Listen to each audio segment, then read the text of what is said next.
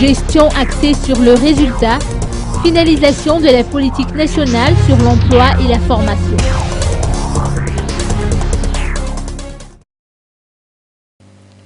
Le ministère de l'Emploi, de l'Enseignement technique et de la formation professionnelle organise en ce moment un atelier sur le thème de l'identification des besoins en formation dans les 12 pôles de croissance.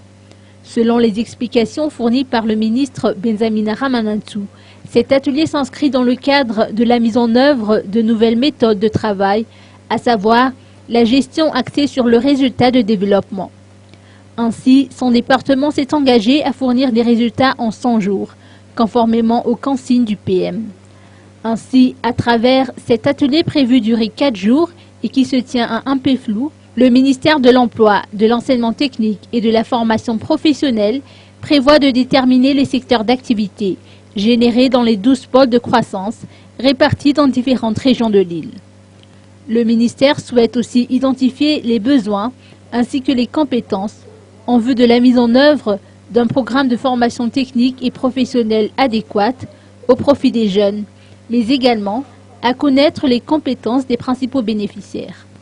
Ce capital humain va à son tour contribuer au développement dans les 12 pôles de croissance en mettant à profit ses acquis.